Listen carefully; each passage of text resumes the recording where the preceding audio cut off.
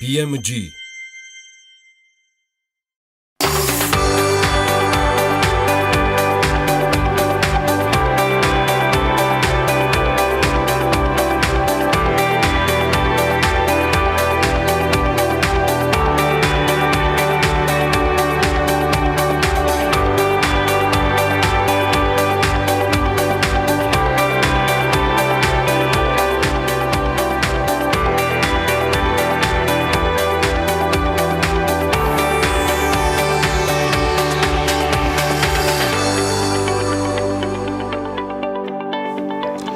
საქართველოს იუსტიციის უმაღლესი საბჭოსა და საქართველოს უზენაესი სასამართლოს თავმჯდომარე ნინო გვენეტაძე თანამდებობას ტოვებს. მაკდონალდსის მარკეტინგის დეპარტამენტის ხელმძღვანელი მარიამ ჭანტურია და მისი გუნდი 86 მონაწილეთა შორის საუკეთესოდ აღიარეს. დანიაში მუსლიმური თავსაბურავების აკრძალვას აპროტესტებენ ახალი რეგულაციის წინააღმდეგ კოპენჰაგენის ქუჩებში 1300-მდე ადამიანი გამოვიდა.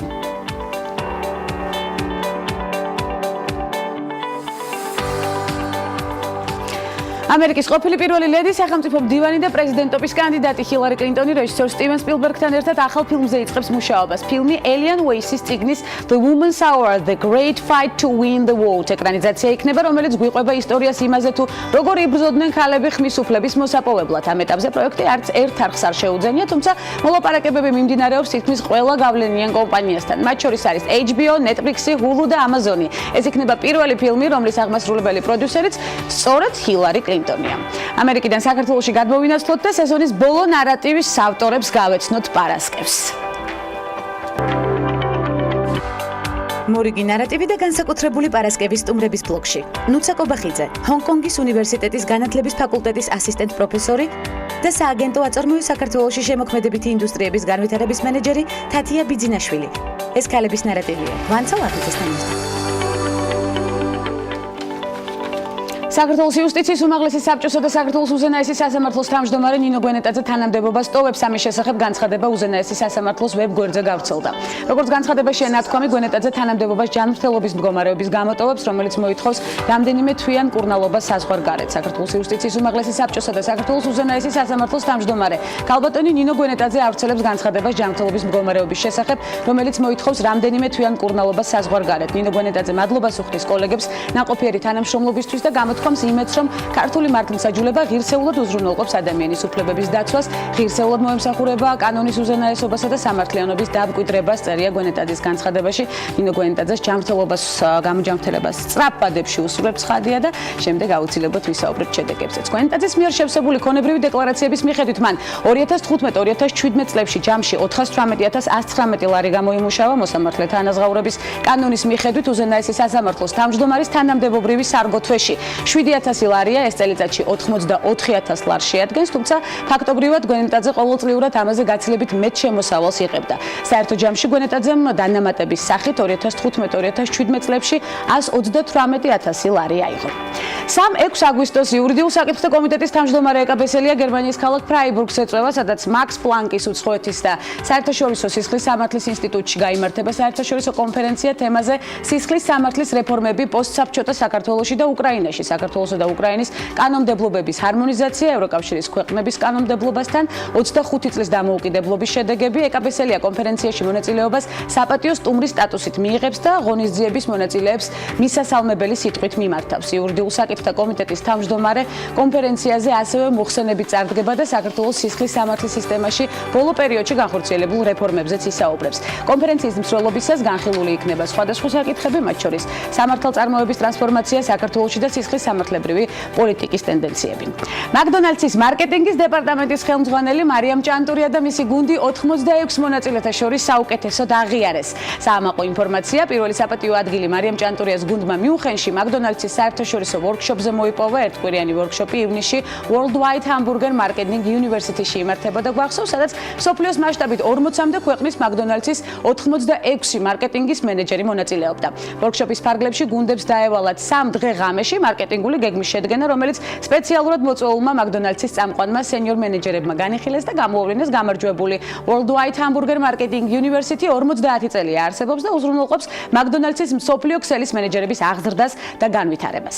აფხაზური ენის შესასწავლად ახალი ანიმაციური ელექტრონული პროგრამა შეიქმნა, რომლის პრეზენტაციაც თბილისში გაიმართა, როგორც აფხაზეთის მთავრობის თავმჯდომარემ ვახტანგ ყოლბაიამ თქვა, პროექტის მიზანი აფხაზური ენის კულტურისა და იდენტობის შენარჩუნება და მის განვითარებაზე ზრუნვა. აფხაზური ენის შემსწავლელი პროგრამის ავტორი ირმა ოსია გახლავთ. პროგრამა ნდობის აღდგენისა და შერიგების საკითხებში აფხაზეთის ავტონომიური რესპუბლიკის მინისტრის აპარატის სპეციალური პროგრამის ფარგლებში შეიქმნა.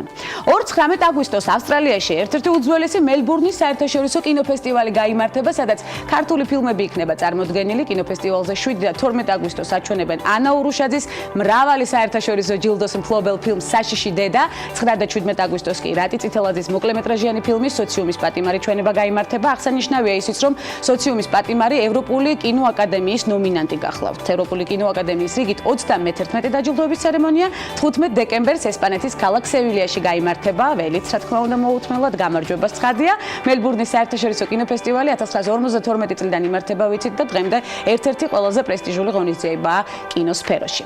მეგან მარკლის უახლოესი მეგობარი, ამერიკული კინოსა და ტელევიზიის ვარსკვლავი, მის მსოფლიოს ტიტულის მფლობელი და თანამედროვეობის ერთ-ერთი ყველაზე მოთხოვნადი ვარსკვლავი პრიანკა ჩოპრა ქართული დიზაინერების საყურით პოზირებს. დრაკონის ფორმის საყურე პრიანკას ცნობილი გამოცემის Harper's Bazaar-ის გადაღებებზე უკეთია. ვიდეოში მსახიობი ამბობს, რომ ეს მისი ფავორიტი სამკაულია. დრაკონის ფორმის ულამაზესი საყურე ნათია ხუციშვილისა და ლაკო ბუკიას კოლაბორაცია გახლავთ. ნათია მის ლაკოს კოლექციისთვის შექმნა მისი სამკაულით ამ დრომდე არაერთი ქართველი და უცხოელი სელებრიტი გვინახავს, მათ შორის კეთი პერი და ჯიჯი ჰადიდი გაგვიხილავს. ცხადია ქალების ნარატივის სერიალშიც პრიანკა ჩოპრა მის მსოფლიოს ტიტულის მფლობელი ინდოელი მსახიობი ბოლოს დროს განსაკუთრებულად პოპულარულია, ვიცით, ის სასექსის ჰერცოგინიას მეგან მარკლის უახლოესი მეგობარია. და საინტერესო წიგნის პრეზენტაცია და სტუმარი, რომლის ნარატივმაც უკვე ბევრს მისცა мотивация, ჯერ კიდევ გადაცემის არსებობის საწყისში მახსოვს მორიგი გამოწვევებით და შედეგებით რამდენიმე წამში.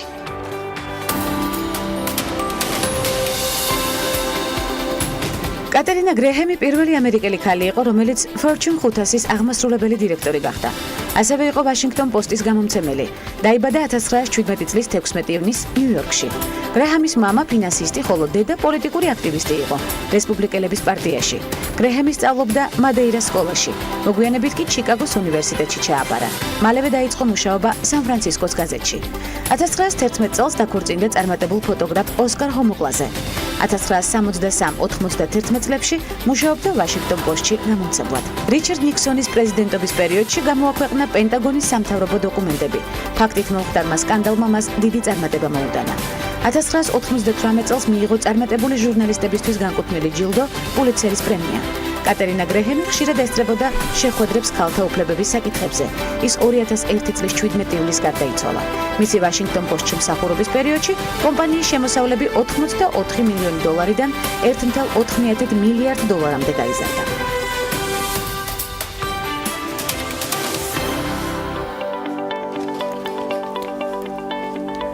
მრავალგზის მიღებული ჯილდო და გამოცდილება, რომელიც უკვე გავიზიარეთ რამდენიმე ხნის წინ და მორიგი წარმატების ძიებაში შედეგზე ორიენტირებული და სამაგალითო ამბის თხრობა გველის ცხადია, ჰონკონგის უნივერსიტეტის განათლების ფაკულტეტის ასისტენტ პროფესორი ნუცა კობახიძე მორიგი ნარატივით გადაცემის ფარგლებში. ნუცა, ძალიან დიდი მადლობა უკვე ჩამობრძანებისთვის და სტუდიაში მობრძანებისთვის. მე მახსოვს ჩვენი ჩართვა სწორედ ჰონკონგიდან, პროფესიული მიმართულებით და ძალიან საინტერესო სამეცნიერო ნაშრომებით, რომელზეც გავამახვილეთ ყურადღება და მახსოვს ის პირობაც, რომ საქართველოში რომ ჩამობრძანდებოდი აუცილებლად ესტუმრებოდით ჩვენ სტუდიას. მადლობა პირობის შესრულებისთვის და იმ სიახლეებისთვის, რომელიც ჩამოგვიტანეთ. გეილკელის ასევე სამეცნიერო ჯილდოც ძალიან კარგად მახსოვს. ესეც მინდა აღვნიშნო და ისევ მეამაყება ცხადია. კიდევ რა არის თქვენი კვლევის საგანი და სამეცნიერო ნაშრომების საზღვრებ გარეთ, სანამ უკვე წიგნის პრეზენტაციაზე გადავალთ, რომელიც აქ მიდევს წინ პირდაპირ მაგიდაზე და რომელსაც სიღრმისეულად განვიხილავთ ცხადია. მოგესალმებით გვანცა და დიდი მადლობა კიდევ ერთხელ მოწვევისთვის ამ სტუდიაში. აქ ამ წიგნის პრეზენტაციისთვის ვარ ძირითადად ჩამოსული საქართველოში, თუმცა ცხადია რომ მუშაობს სხვა თემებზეც. ძირითადად მაინტერესებს განათლების პრივატიზაციის საკითხი, რეპეტიტორობის საკითხი, რომელსაც ვიკვლევ არა მხოლოდ საქართველოში, არამედ ყოფილი პოსტსაბჭოთა სივრცის ქვეყნებში, ასევე სამხრეთ აღმოსავლეთ აზიაში, ჰონკონგში, ჩინეთში, მიანმარში, ბირმაში და ასევე მუშაობ მასწავლებლთა პროფესიული განვითარების საკითხებზე, მასწავლებლთა იდენტობაზე, საერთაშორისო კვლევების მიმართულებით და ასე შემდეგ. ჩამონათვალი არის ძალიან ვრცელი, მე მახსოვს მაშინაც და კიდევ საომავლო გეგმები და შედეგზე ორიენტირებაც განვიხილეთ და ძალიან ბევრი შედეგი უკვე ჩამოვიტანეთ საქართველოში. მასწავლებლები როგორც რეპეტიტორები, რეპეტიტორობის ბაზრის დინამიკა საქართველოში. წიგნის პრეზენტაცია, რომელიც გუშინ გაიმართა, როგორც ვიცი. რა მთავარი გამოწვევები აღმოჩნდა შიგნით? რეპეტიტორობა არის ძალიან ისეთი მწვავე საკითხი, არა მხოლოდ საქართველოში, არამედ მთელი მსოფლიოს მასშტაბით. თითქმის არ არის ქვეყანა მცირე გამონაკლისით, თქვათ სკანდინავიის ქვეყნებით, სადაც ეს თემა, ანუ ესეთი მასშტაბები არ იყოს რეპეტიტორობის. ანუ ძალიან აქტუალური საკითხია და საქართველოში ეს ბევრს გვაღელვებს. კონკრეტულად ამ წიგნში არის განხილული მასწავლებლები როგორც რეპეტიტორები, თუ რა გავლენას ახდენს რეპეტიტორობა მასწავლებლთა პროფესიულ ცხოვრებაზე, სკოლაში განათლების ხარისხზე და საერთოდ სასკოლო სისტემაზე. რეპეტიტორობის აუცილებლობა ნიშნავს თუ არა იმას, რომ სკოლებში არის ამის ნაკლებობა სწორედ. აი ეს არის ძალიან საინტერესო პარალელი და რა გამოწვევების წინ დგას სწორედ საქართველოს ამ კუთხით, ვიცი რომ თქვენი კვლევის ერთ-ერთი მთავარი საგანი იყო სწორედ დისერტაციაზე მუშაობის დროს. მადლობა გვანცა, ამ კითხვას ხშირად მეკითხებიან, რომ ხომ არ ნიშნავს ის რომ ძალიან დიდი მოთხოვნაა რეპეტიტორობაზე, რომ თქვა სკოლა ვერ ასრულებს თავის ფუნქციას. კიც და არაც. კი, რა თქმა უნდა, იმიტომ რომ თქვა თუ არ მოსწონს მშობელს განათლების ხარისხი, ის მიმართავს რეპეტიტორობას როგორც დამატებით სერვისს. ეს არის საშუალება იმისთვის, რომ კომპენსირება მოხდეს განათლების დაბალი ხარისხის. თუმცა არ უნდა დაგვავიწყდეს, რომ იმ ქვეყნებშიც კი, სადაც არის ძალიან კარგი საგანმანათლებლო სისტემა, თუ შევხედავთ ქვეყნებს, რომლებიც საერთაშორისო კვლევაში 10-ში არიან, 5-ში არიან, იქაც ძალიან პოპულარულია რეპეტიტორობა. ანუ ერთმნიშვნელოვნად ვერ ვიტყვით, რომ სკოლის მაღალი ხარისხი და ზოგადად განათლების მაღალი ხარისხი თავისთავად გამორიცხავს რეპეტიტორობას. იმიტომ რომ ამას კიდევ უფრო მეტი მიზეზი აქვს, გარდა იმისა, რომ თქვა ეს ხარისხის კომპენსირებას ახდენს. მთავარი ფუნქცია რეპეტიტორის, რომელიც წიგნში გვხვდება და მთავარი გამოწვევები და გადასაცემი ცოდნა სწორედ, რომელზეც პარალელი იქნება ცხადია გავლილი არა მხოლოდ საქართველოში, არამედ საერთაშორისო მაგალითებიც იქნება მოყვანილი და თქვენი გამოცდილება ამ კუთხით საინტერესოა. ჰონკონგში ხართ უკვე მრავალი წელია, საინტერესო ნამუშევრებიც უკვე სახეზეა ცხადია და შედეგიც. თქვენი დაკვირვებით სწორედ რა არის მთავარი მესიჯი რეპეტიტორისთვის?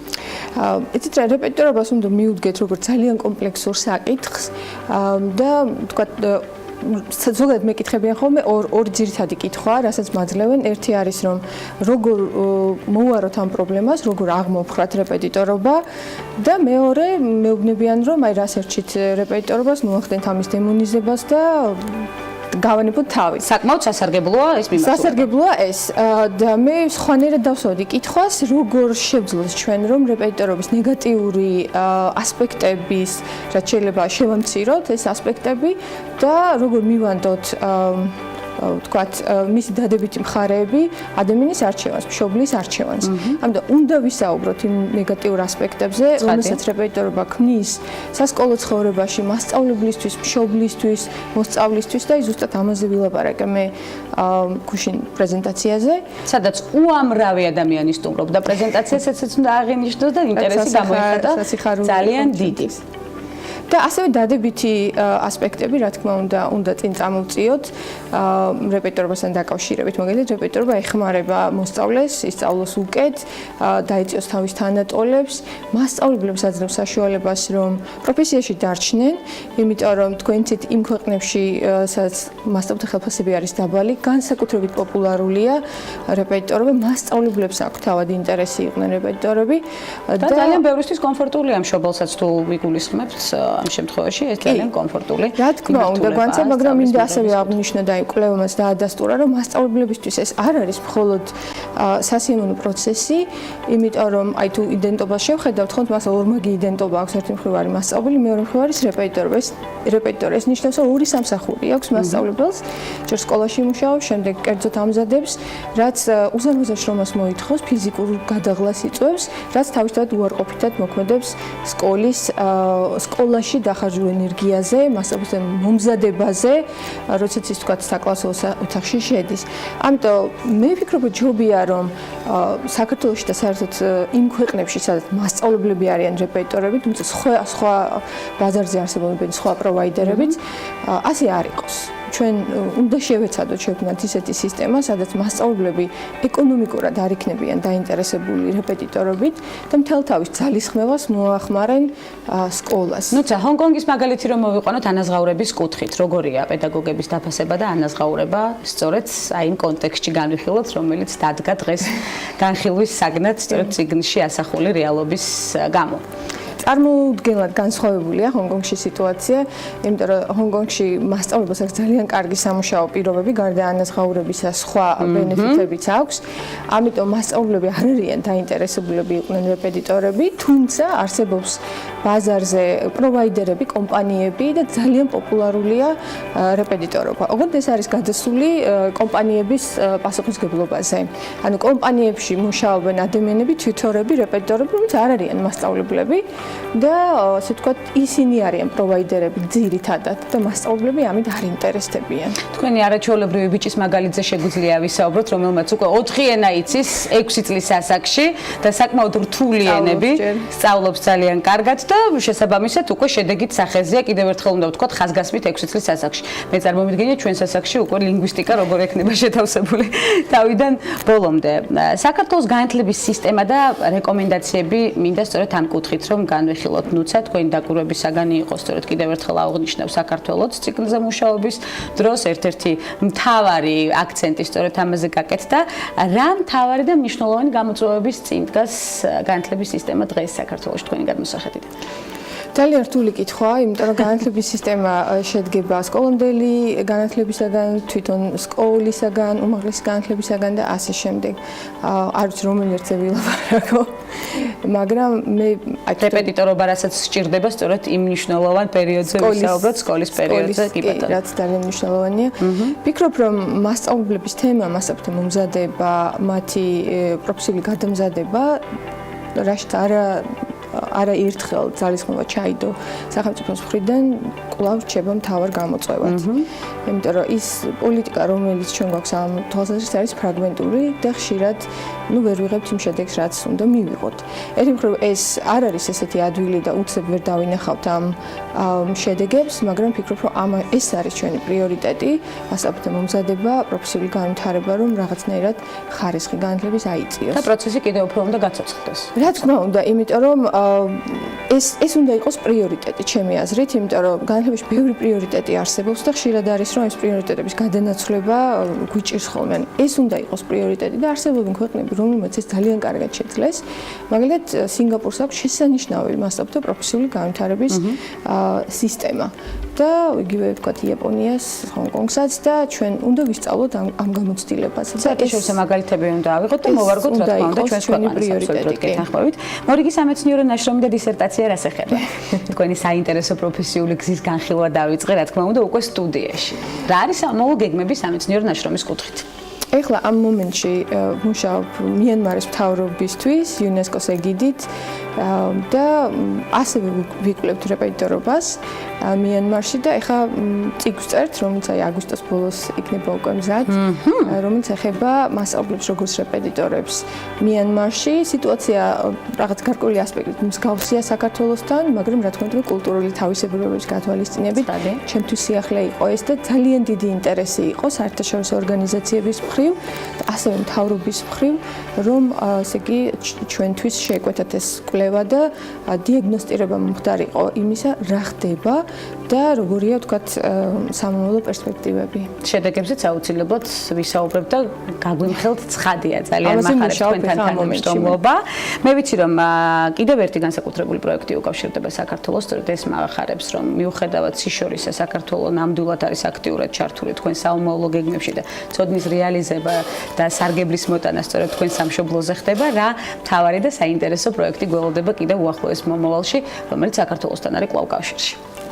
მუდმივად ვცდილობ რომ მიუხედავად იმისა რომ ჩემი ქვეყანა და ასე თუ ისე ვიცი მიმუშავი მისწავლია აქ მეცნიერულად შევისწავლო და ეს ყოველთვის ჩემთვის არის ძალიან დიდი აღფრთოვანების და ინტერესის საგანი და ყოველთვის ვცდილობ რომ საქართველო იყოს ჩემი ერთ-ერთი ქვეყანა რომელზედაც ასე ვთქვათ როგორც მკვლევარი ვიმუშავებ და ეხლა ვაგრძელებ აი ამ წიგნში რომელიც ჩვენს წინ დევს არიან განხილული მასწავლებლები როგორც რეპეტიტორები მაგრამ ასევე რეპეტიტორები არიან თქვათ კომპანიები არსებობენ ცენტრები მომზადების ცენტრები და მე მაინტერესებს ამ კვლევაში შემოვზღუდე ჩემი არეალი და მხოლოდ მასწავლებლებზე მქონდა ყურადღება გამახვილებული მაგრამ მინდა რომ შევისწავლო ის კომპანიები და ის ორგანიზაციები რომლებიც ბაზარზე ასე ვთქვათ კონკურენციას უწევენ მასწავლებლებს და ვინ არიან და როგორ ვითარდება ეს ბაზარი და რამდენად უზრუნველყოფს ეს განათლების ხარისხის ამაღლებას ამ პირიქით მორიგი გამოწვევები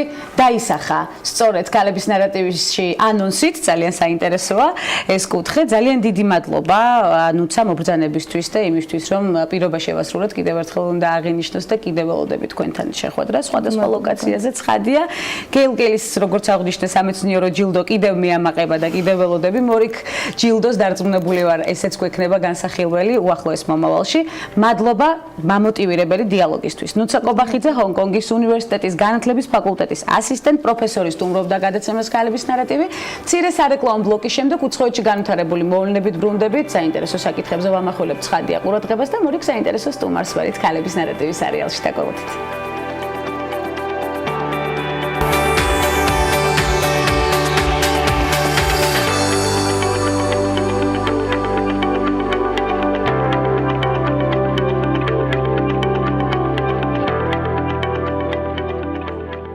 უცხოეთში განვითარებული ამბებით, ბრუნდებით ცხადია რეკლამის შემდეგ დანიაში თავსაბურავების აკრძალოს აპროტესტებად, როგორც უკვე აღნიშნეთ გადაცემის საწყისში, ახალი რეგულაციის წინააღმდეგ კოპენჰაგენის ქუჩებში 1300-მდე ადამიანი გამოვიდა, შეზღუდვები უკვე ამოქმედდა მუსლიმებს ტრანსპორტში, სასწავლო დაწესებულებებში, საავადმყოფოებსა და საზოგადოებრივი თავშეყრის ადგილებში სახის დაფარვა ეკრძალება. შესაბამისი კანონი ქვეყნის პარლამენტმა 75 ხმით დაამტკიცა, 30 წინააღმდეგი იყო, ხოლო 74-მა შეიკავა თავი. ბურკისა და ნიქაბის ტარება საზოგადოებრივი თავშეყრის ადგილებში ევროპის სხვადასხვა ქვეყანაში აიკრძალა, მათ შორის ავსტრიაში, ბელგიაში, საფრანგეთში და ასევე ნაწილობრივ შვედეთსა და ესპანეთში. არ გამოგრჩება ცხადია მნიშვნელოვანი მოვლენები.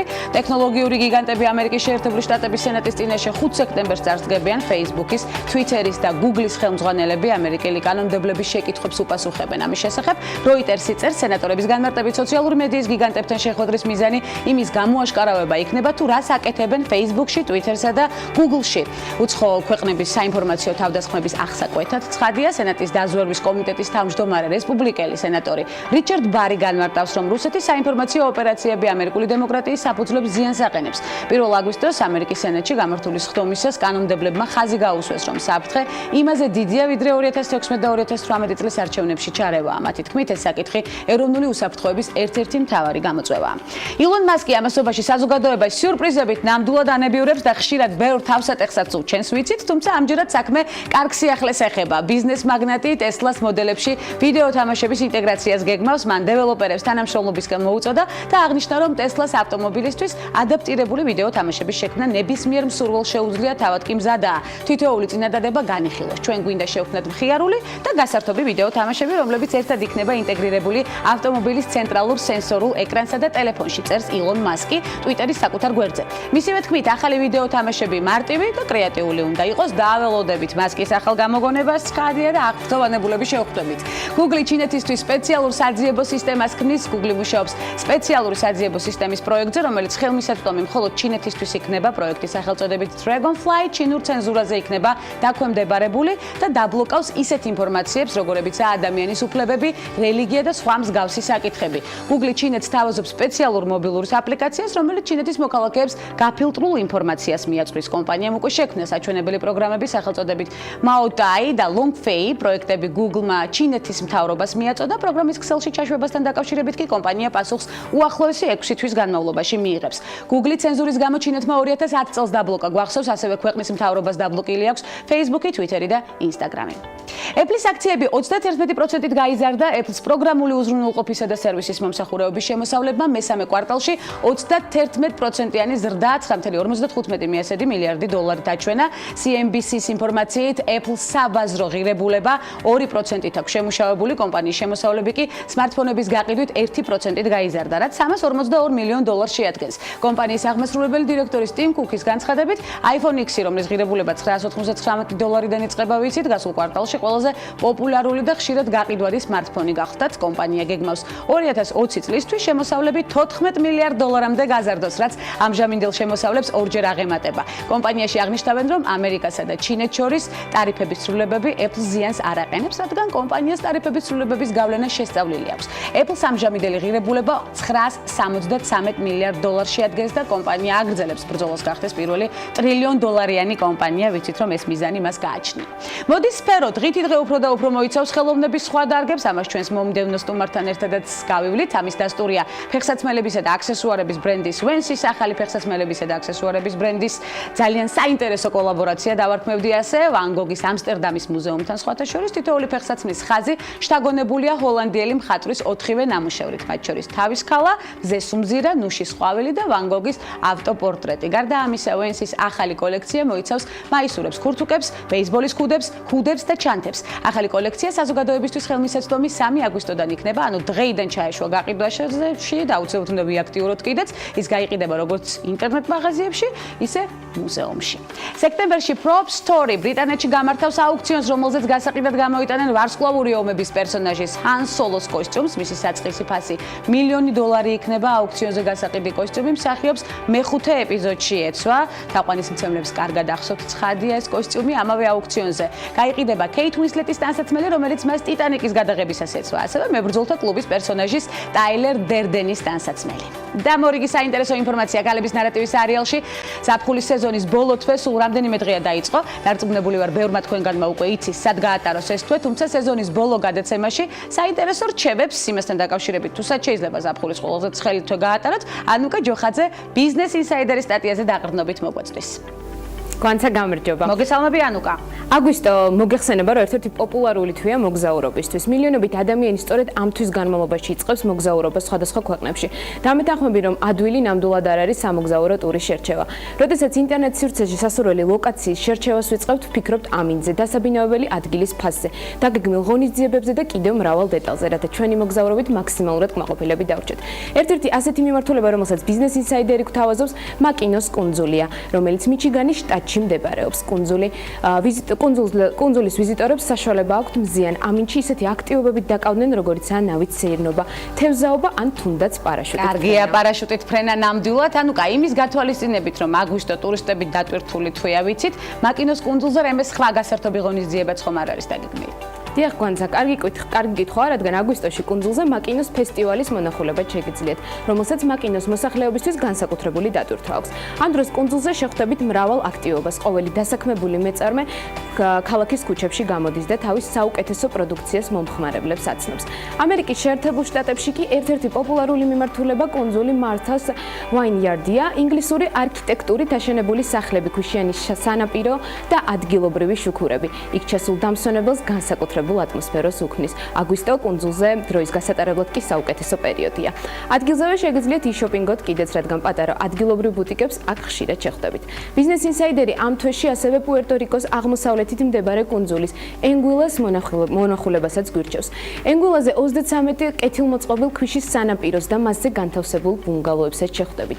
შემდეგი გაჩერება კი ესპანეთია, კერძოდ კი ბარსელონა, რომლის მონახულებაც წელიწადის ნებისმიერ დროს შეგიძლიათ. თუმცა აგვისტოში აგვისტოში ამ ქალაქში განსაკუთრებულია. სხვადასხვა კაფეები, ბარები, მაღაზიები და ფერადი არქიტექტურა. ეს ყველაფერი დამსვენებლის ყურადღებას ჩასვლისთანავე იქცევს. როგორც მოგზაურები ამბობენ, ეს ის ქალაქია, სადაც 3 კვირის გატარებაც კი შეგიძლიათ. მათი თქმით, უბრალოდ შეუძლებელია მოგბეზრდეს ბარსელონაში მოგზაურობა. ბარსელონასთან ერთად აგვისტოში მოსანახულებელი ადგილების სიაში შრი-ლანკაც მოხვდა. ძალიან კარგი ჩამონათვალია ანუკა, ვიზიტორი, რომელიც შრი-ლანკაში წასვლას გადაწყვეტს, მიმდინარე თვეში რა სანახაობა და აქტივობები დახვდება, ესეც ძალიან სასარგებლო ინფორმაციაა და მეთანხმები აგვისტოს თვისთვის.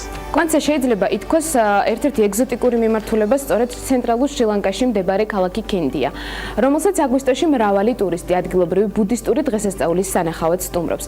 კოსტიუმირებული სპილოები, დრამების პერფორმანსი და ცეცხლთან ცეკვა. ეს ტრადიციული ფესტივალი ქალაქის ერთ-ერთი მახასიათებელია.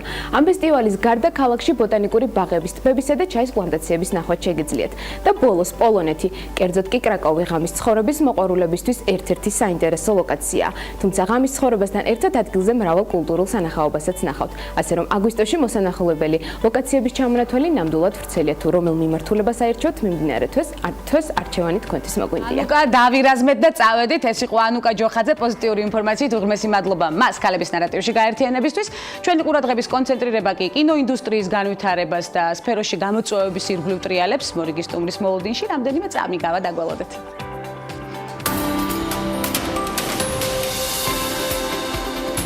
70 წლის მარგარეტ ჩანი მსოფლიო ჯანდაცვის ორგანიზაციის გენერალური დირექტორის პოზიციაზეა. გლობალური ჯანდაცვის ორგანიზაციაზე პასუხისმგებელი ქალბატონი ჩინეთშია დაბადებული, დაოჯახებულია და ყავს 1 შვილი. მარგარეტ ჩანი ებრძვის ისეთ დაავადებებს, როგორიცაა შიცი, ტუბერკულოზი, მალარია და სხვა. მარგარეტი აღნიშნულ პოზიციაზე მეორე ვადით აირჩიეს. მსოფლიოს ჯანდაცვის ორგანიზაციის ხელმძღვანელი მსოფლიოში ყველაზე ძლიერ ეპიდემიას ებოლას გადააწყდა, რომელმაც უკვე რამდენიმე ათასი ადამიანის სიცოცხლე შეიწირა. 2014 წლის სექტემბერში მან შექმნილ სიტუაციას საზოგადოებრივი ჰუმანიტარული ეკონომიკური კრიზისი უწოდა და იგი ნაციონალური უსაფრთხოების საფრთხედ მიიჩნია. ეს სიტყვები ჟენევაში გამართულ კონფერენციაზე განაცხადა. ჩანი ახლა საკუთარი მეორე ვადის პერიოდში იმყოფება და შესაძლოა სწორედ ებოლა გახდეს გადამწყვეტი მომენტი მის კარიერაში. ჩანი აღიარებს, რომ ჯანდაცვის მსოფლიო ორგანიზაციამ მალევე ვერ შეძლო ეპიდემიის მასშტაბების, სირთულის და ყველა რისკის შეფასება.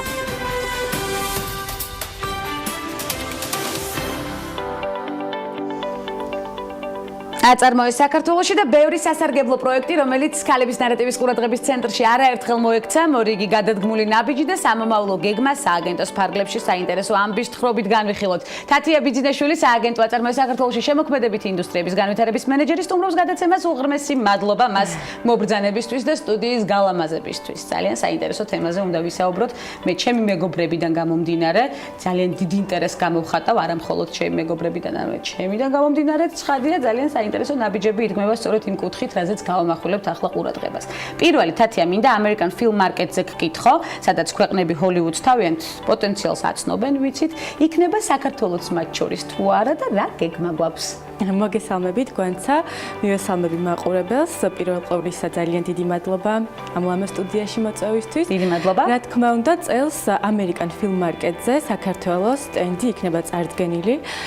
ძალიან სასიხარულოა ის ფაქტი, რომ წელს ყველაზე მასშტაბურად წავშდგებით აღნიშნულ კინოფესტივალზე. ეს იქნება 5 კომპანია, 5 საპროდიუსერო კომპანია საქართველოდან უკვე გამოხატეს მათ სურვილი, რომ დაესწრონ და აქტიურად ჩაერთონ იმ შეხვედრებში და შესაძლებლობებში, რასაც ამერიკან ფილმ მარკეტი ზოგადად ჰოლივუდის და მსოფლიოს კინოინდუსტრიას თავაზობს. რა თქმა უნდა, გადაიღეს საქართველოში იქნება წარდგენილი თავისი ყველა იმ პრეფერენციით, რასაც ჩვენ საერთაშორისო კინო პროდიუსერებს თავაზობთ და ასევე რამდენიმე დამოუკიდებელი პროდიუსერიც მიიღებს მონაწილეობას, რაც ასევე ძალიან სასიხარულოა. იმედი გვაქვს, რომ ჩვენი სტენდი ძალიან აქტიური იქნება, ისეთი როგორც არასდროს არ ყოფილა. შესაბამისად, ველოდებით ძალიან სულ მოუთქმელად შეიძლება თათია, კონკრეტულ პროდიუსერებთან, ჰოლივუდის ლოკაციის მენეჯერებთან თუ არის დაგეგმილი შეხვედრა წინასწარ? რა თქმა უნდა, აქვე აღნიშნავ, რომ ჩვენ ივლისის თვეში ჩამოყვანილი ყავდა 6 ამერიკელი პროდიუსერი და ასევე ლოკეიშენ მენეჯერები, მათ მოიარეს სრულად საქართველოს, მათთან ჰქონდა ყოველდღიური და ყოველწამიერი კონტაქტი, ძალიან განხილვისფერო იყო ყველა დეტალი, რასაც ზოგადად საქართველოს თავაზობს კინოინდუსტრიას. რა თქმა უნდა, ჩვენ გვექნება შეხვედრები, ისინი ასე ვთქვათ, გამოთქვეს გათხოვეს სურვილი, რომ შუამდგომობა გაგვიწიონ არაერთ კომპანიაში და უკვე გვაქვს ჩანიშნული შეხვედრა ისეთ დიდ კინოინდუსტრიის წარმომადგენლებთან, როგორიც არის Paramount Pictures-ი, HBO, როგორი მსუხე ჩამონათვალია. Disney და ასე შემდეგ. ანუ ჩვენ გვექნება შესაძლებლობა, რომ გავაკეთოთ ძალიან ყოვლისმომცველი პრეზენტაციები, არა მხოლოდ ფილმი ჯორჯიას შესახებ, არამედ ზოგადად საქართველოს როგორც ქვეყნის შესახებ, რაც ასევე აწევს ცხადია, ამის ძალიან კარგი მაგალითები გვაქვს უკვე კინოინდუსტრიის ფარგლებში თუ ჩავჯდებით.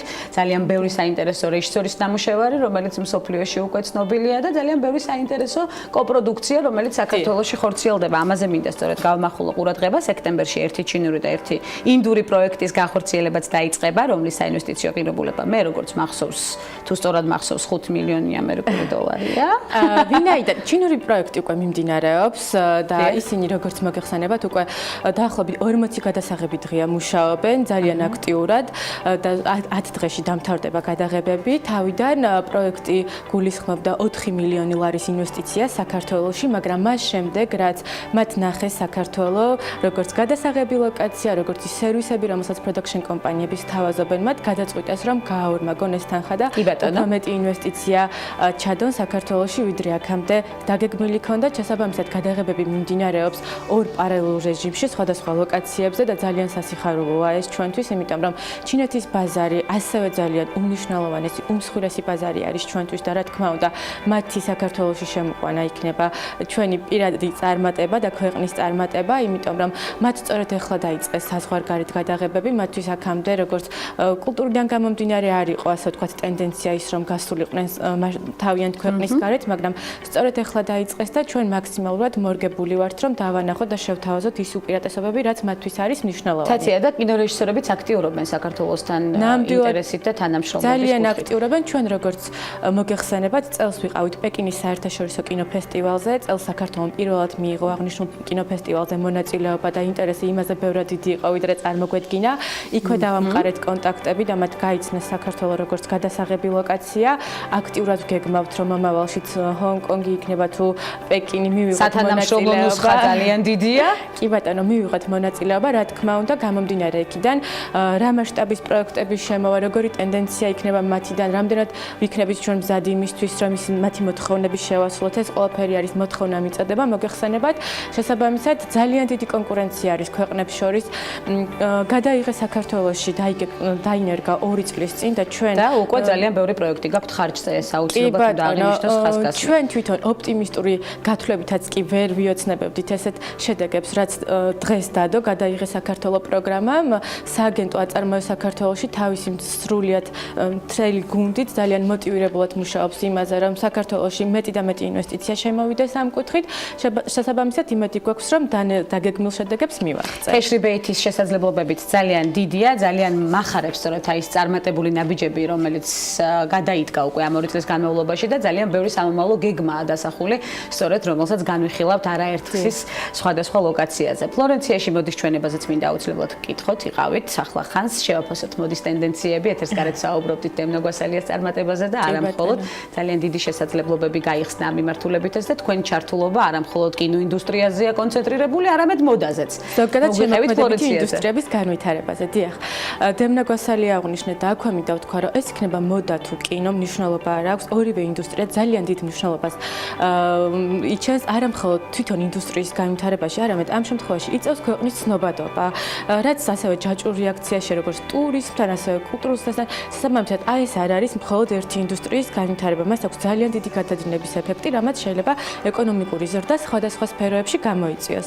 რაც შეეხება ფლორენციაში ჩვენს ვიზიტს, უნდა აღინიშნოს, რომ თუ კი 3 წლის წინ ჩვენ შევხედავთ და ტენდენციაზე გვაქვს საუბარი, მოდაში რა ხდებოდა? რა თქმა უნდა, აქტიურობდნენ ის fashion week-ები, რომელიც ჩვენ გვაქვს, თბილისის fashion week-ი და Mercedes-Benz fashion week-ი, მაგრამ რაც შეეხება ბაიერებისგან და საერთაშორისო ბაიერებისგან აქტიურობა, ეს წამოვიდა ბოლო 2 სეზონია აქტიურად. ანუ აქამდე თუ კი ისინი ჩამოვიდოდნენ, ჩვენ ვიწვევდით, გვჭირდებოდა ძალიან ბევრი კომუნიკაცია, რომ დაგვეთანხმებინა ისინი ჩამოსვლაზე საქართველოში. წელს უკვე იმდენად დიდი იყო სურვილი თვითონ ბაიერებისგან და იმდენად მრავალრიცხოვანი იყო ეს სურვილი, რომ ჩვენ შეგვეძლო უკვე, რომ ამოგვერჩია ძალიან წარმატებული კომპანიები და უკვე არჩევანის საშუალება გადმოვიდა საქართველოზე. გაყიდვებმაც რა თქმა უნდა თავისი ციფრები ციფრები დაადო ეკონომიკაში, რაც შეეხება მაღალი ციფრები. ბოლო 2 სეზონს თუ შევხედავთ, გაყიდვების საერთო რაოდენობა 1,200,000 საჭარბებს, რაც მოდის ინდუსტრიისთვის ნამდვილად ძალიან შედეგიანი რიცხვი არის. სახეზეა ნამდვილად წარმატებული. დიახ, რაც შეეხება ფლორენციას, ეს იყო მამაკაცის ხაზის მიმართულებით ყველაზე დიდი მოდის გამოფენა. საპატიო სტუმრად იყო წარდგენილი საქართველო. თუ კი თქვა 3 წლის წინ ჩვენ არც ქონდა გეგმაში ის, რომ ზოგადად საქართველო მოხვდებოდა და ქართველი დიზაინერები ამ ტიპის ღონისძიებაზე, წელს მათ საქართველოს აღიარეს საპატიო ქვეყნის სტატუსით, რაც ნიშნავდა იმას, რომ გადმოგვცეს სრულად უფასოდ სივრცე, რომელიც ქართულმა მხარემ მოაწყო პეტრე ოცხელის ნამუშევრებით და დიზაინით, ძალიან ლამაზი გამოიყენა საკმაოდ პროდუქტიულად, ნამდვილად ასე. ძალიან ლამაზი კონცეფცია შეიქმნა და აქ წარდგენილი მქონდა როგორც მოდა, ასევე საქართველოს კულტურა, ტურისტული პოტენციალი და რა თქმა უნდა გადაიღეს საქართველო და გადაიღეს საქართველოს ლოკაციები. დაინტერესება ძალიან დიდი იყო, შედეგებიც უკვე გვაქვს და შესაბამისად კმაყოფილები ვართ ნამდვილად ამ ღონისძიებით. თათია, ძალიან დიდი მადლობა ნამდვილად პროდუქტიული საუბრისთვის და დიალოგისთვის, იმ мотиваციისთვის, რომელიც მოგვეცით და იმ შედეგისთვის, რომელსაც აღწევთ ძალიან მცირე ხანში. მოგვეცემა ჩვენ კიდევ არაერთი საუბრის საშუალება.